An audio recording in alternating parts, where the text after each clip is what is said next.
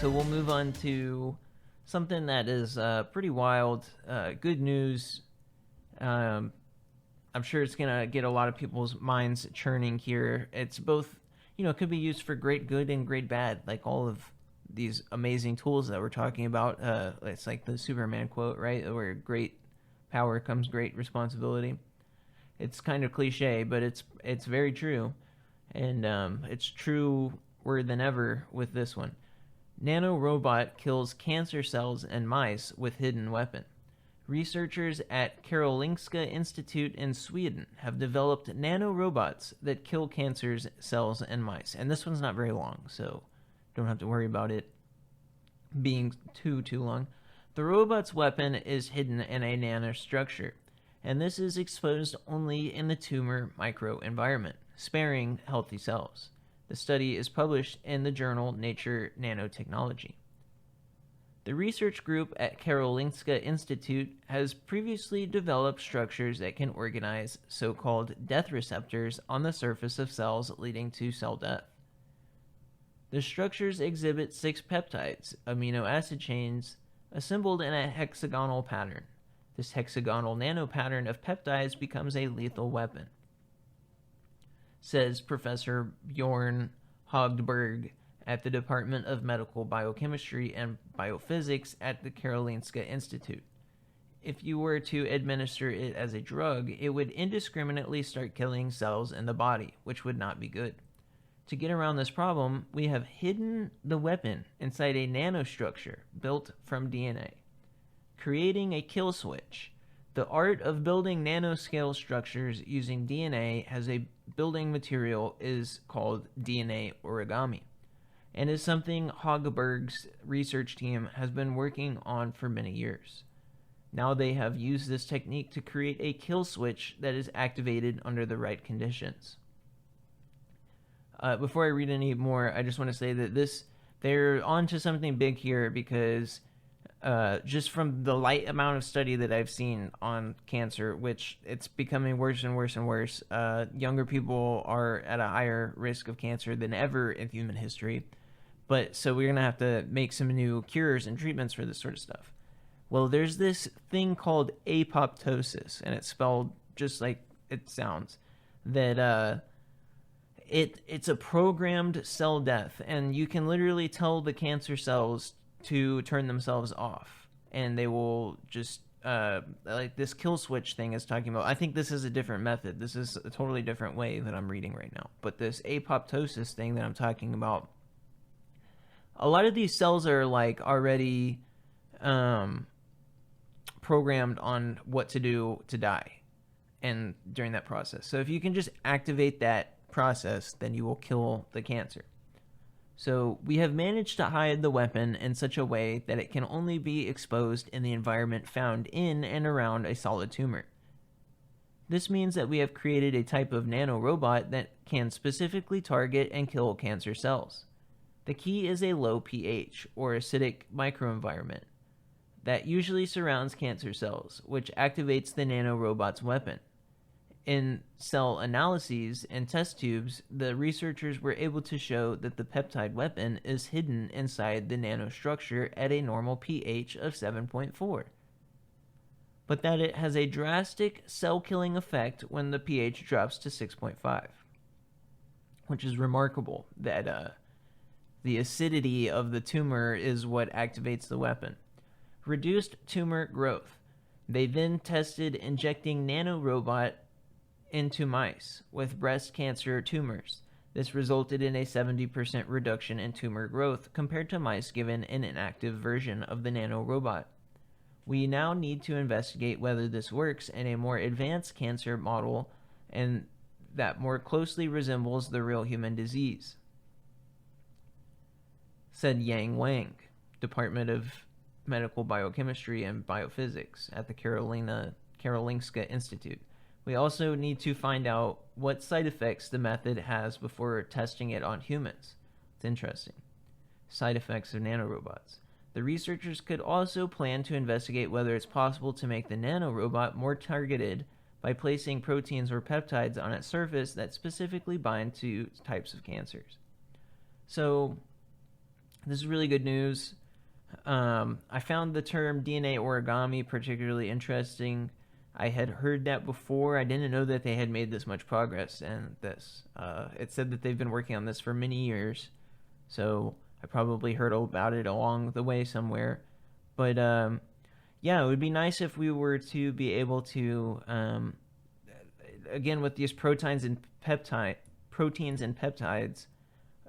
we've learned enough about proteins to realize that they can be used as a tool, and that it's not just their coding that has their function, right? We already know, we've said this over and over and over, the actual structure of the protein affects what it does. So here they're talking about interlinking all of these proteins in a hexagonal shape, and that does something to the cancer.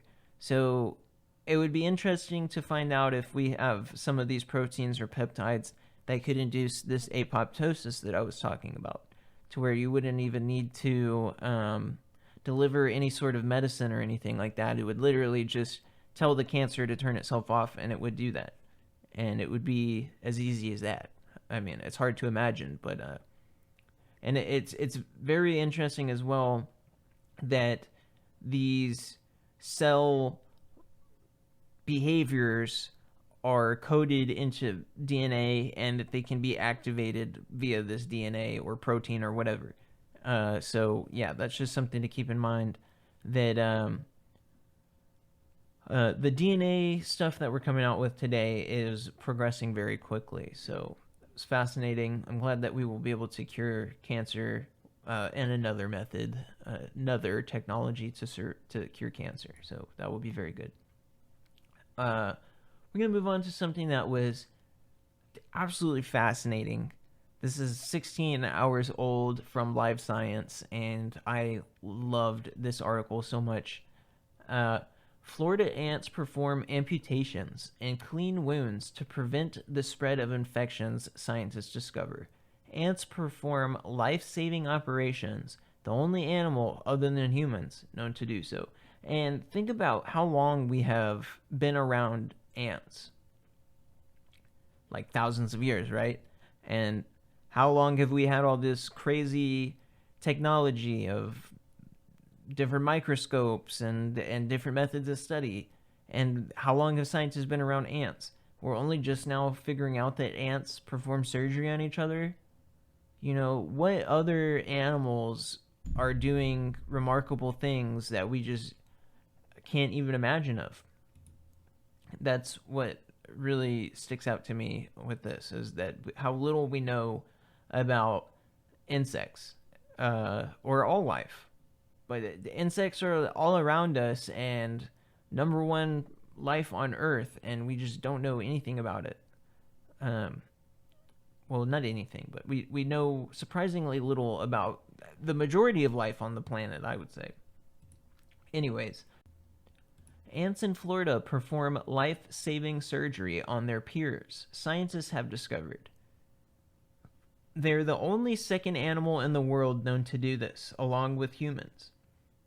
The researchers found that carpenter ants identified limb wounds on their nestmates, then treat them with either cleaning or amputation.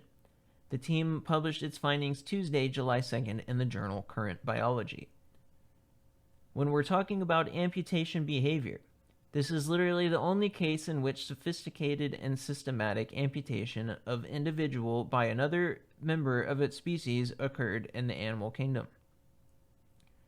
Study first author Eric Frank, a behavioral ecologist with the University of Würzburg in Germany, said in a statement. In 2023, Frank's team discovered that African ant species Megapiranha analis can treat infected wounds in their nestmates with antimicrobial substance produced in their glands.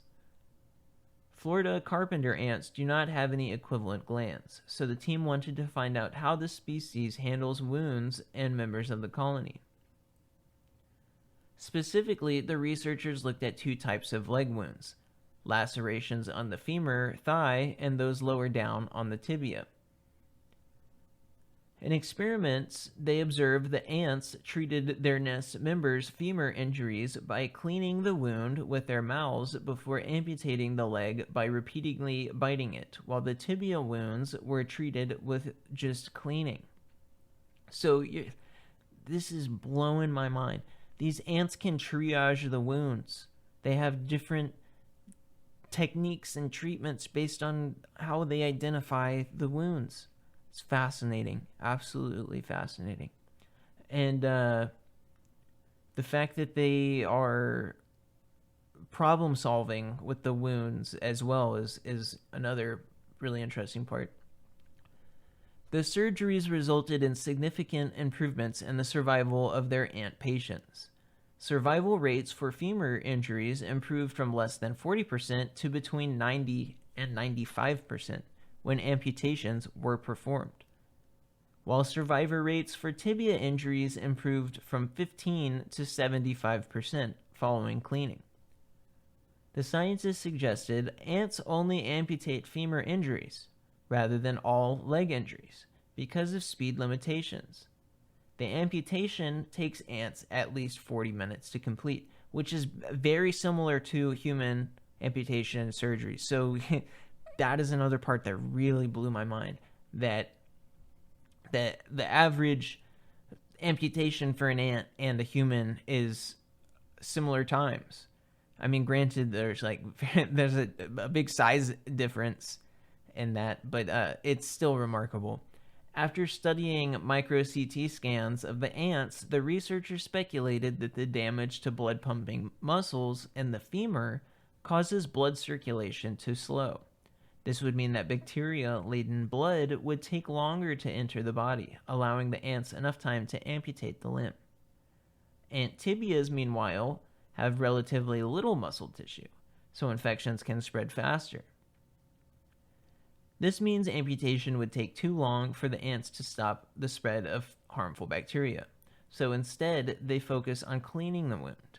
The ants are able to diagnose a wound, see if it's infected or sterile, and treat it accordingly over long periods of time by other individuals, the only medical system that can rival what would be here the human one. The ant's ability to identify and treat wounds selectively is innate, the researchers said, and that they did not find evidence of learning. So that part is also fascinating, that their femur biology is formed to decrease the blood circulation. So they were able to do this amputation, and they knew, based on their own biology, how they evolved to this point is a totally different question. But somehow these ants realized that their femur has less blood circulation than their tibia, and that would mean that they needed to amputate the femur versus the tibia, where a tibia doesn't have enough blood flow to do an amputation. So that's pretty fascinating that they just know to do this, and it's like an instinctual thing. The scientists are now extending their research to other ant species that don't possess special antimicrobial glands to see if other ants have the ability to perform surgeries. That's fascinating. I would also want to look into what sort of antimicrobial properties they have. Like, how does it work? What antimicrobial substance is there? How do their bodies form that substance? And how do they use it in other instances? And what is the efficacy versus the bacteria? Does it evolve? How do these ants keep their antibiotic from becoming less efficient over time? The bacteria should, hypothetically, or probably is, learning to survive that antimicrobial substance that they put on there for the surgery. So this is like a balancing act between the bacteria and the ant and that substance.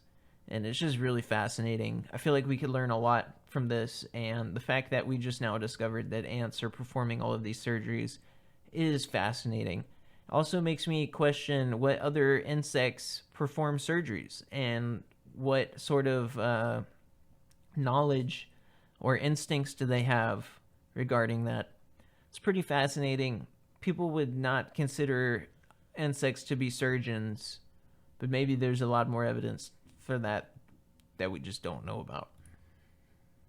And here we have one that is from April, but even though it's not brand new, I don't know how we skipped over this one, but it's fascinating.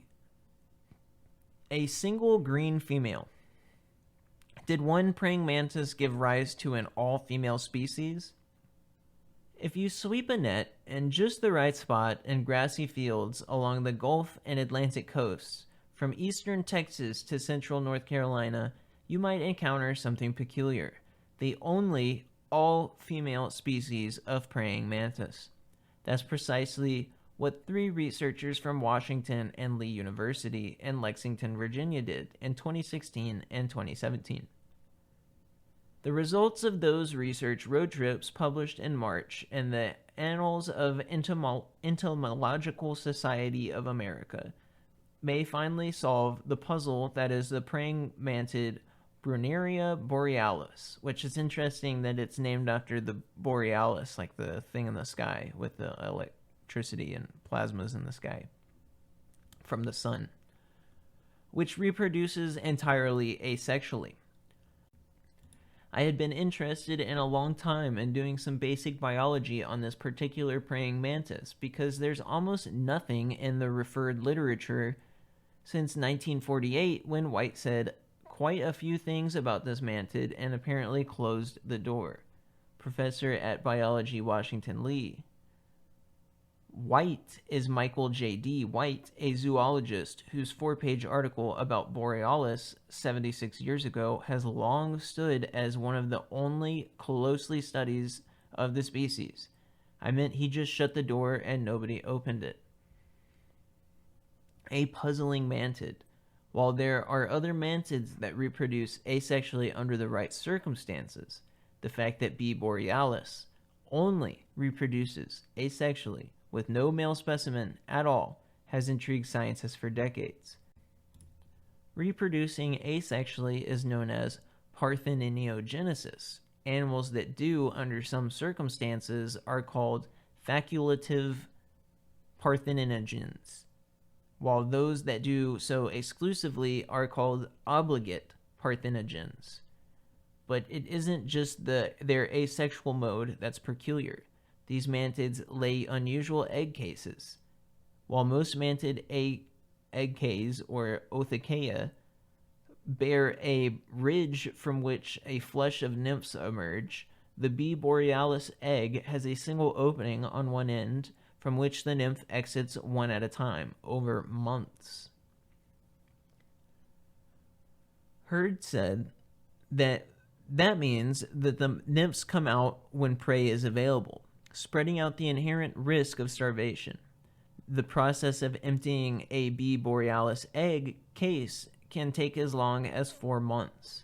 So by the time the last egg within the othecae hatches, other individuals from the same egg have already reached adulthood.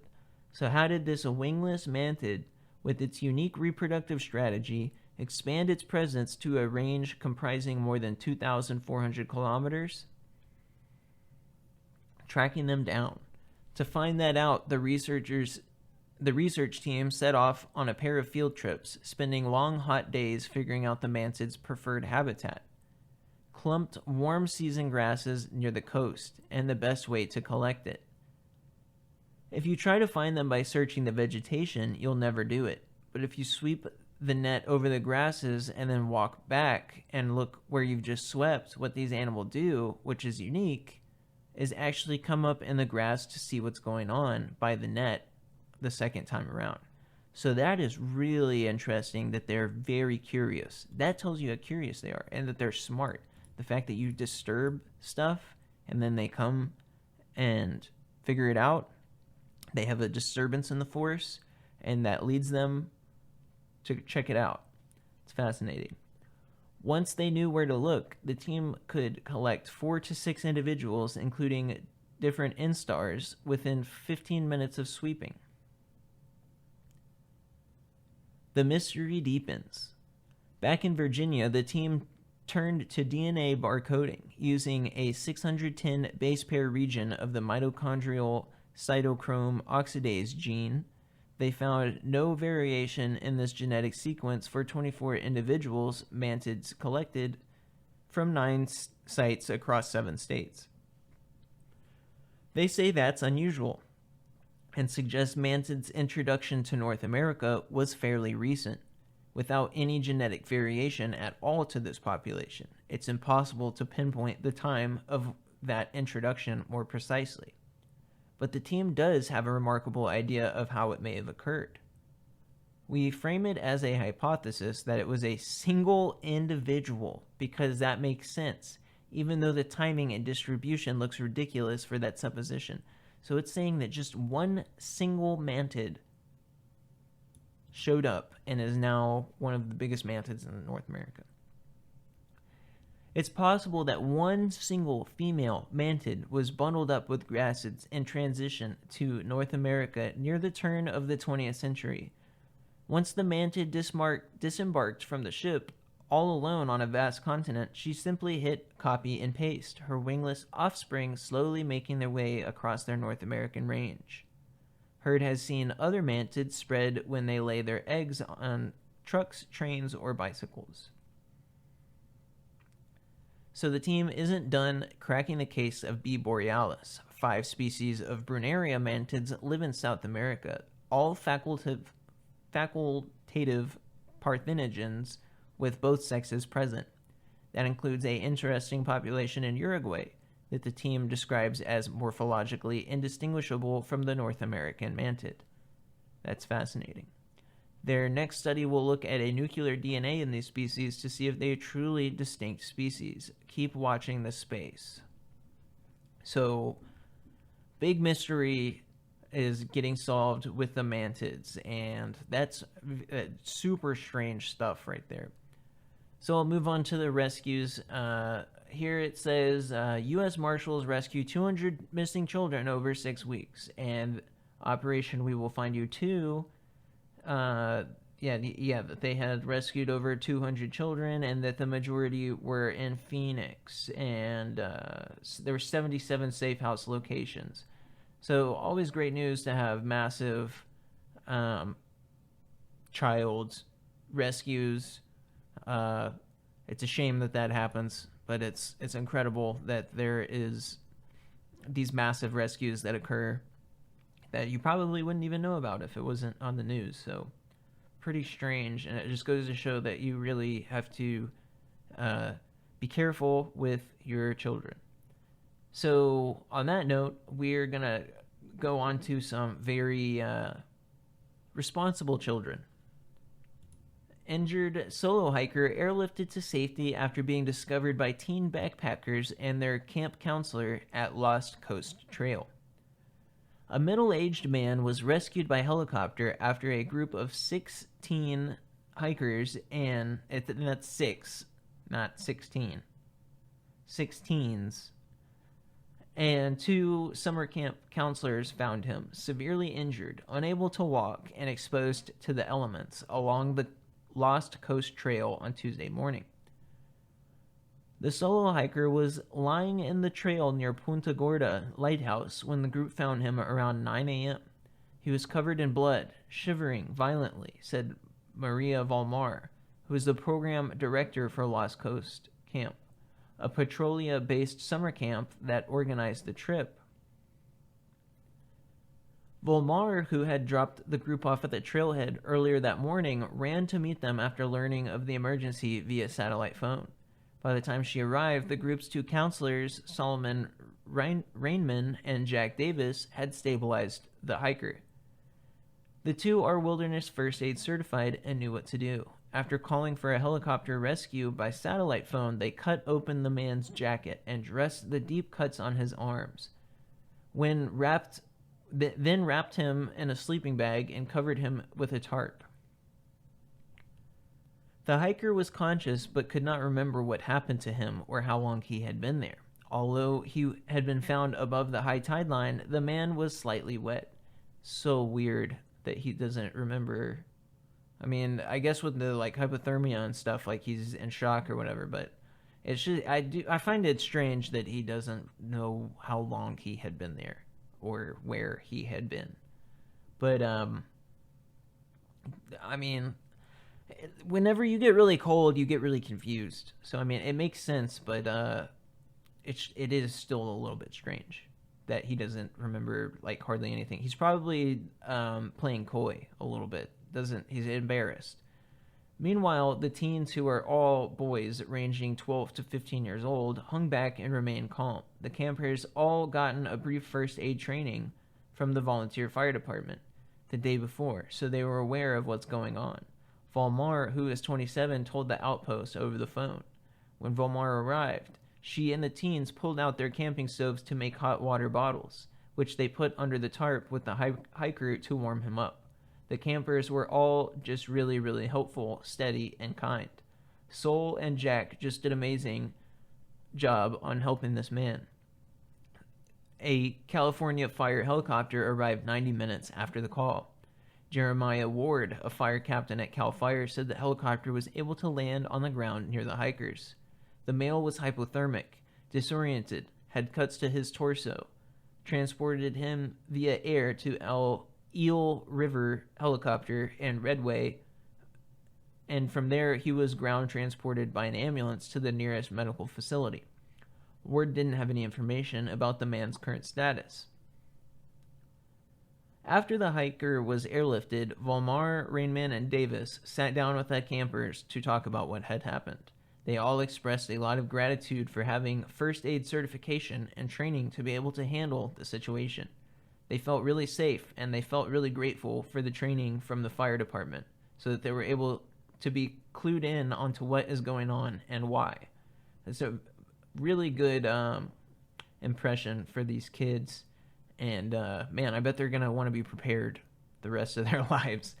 Lost Coast Camp requires that every trip leader is wilderness first aid certified, Volmar said, but they've never dealt with an injury more severe than a sprain or heat stroke since the organization founded in 1997. So they never even had a broken bone there. So once again, it kind of goes to like what happened to this guy, the fact that they've been doing what they were doing since 1997 and it's 2024, and this guy had no idea what happened to him. He was wet, his arms are cut, his abdomen's cut, and he doesn't remember anything.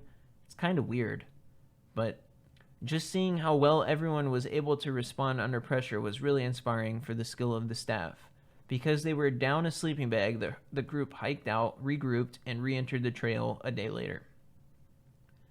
They are on a multi-day backpacking trip from Matatoll Beach to Black Sands Beach near Shelter Cove, a popular 25-mile stretch, Lost Coast Trail, and King Range National Conservation Area. Walking mostly along the shore, hikers must carefully plan around high tides that are sometimes impassable. The area is considered somewhat dangerous. One person drowned, another one injured after the two were swept out to sea from Black Sands Beach. Volmar and Ward both cautioned safety to those who brave the wilderness. The injured hiker told his rescuers this was his first backpacking trip.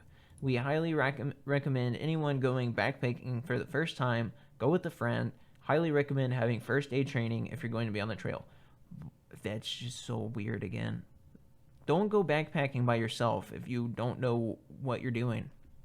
At least bring some other people or like ease your way into it. Don't just go in and try to hike Mount Everest if it's your first time going to a mountain. You know, like 25 miles is way too long for a first time hiker. That's crazy. You need like a mile long hike, not a 25-mile long hike. Says that we advise folks that if you are hiking into these really remote areas, there are some satellite communication devices that people can get. They're becoming increasingly more affordable.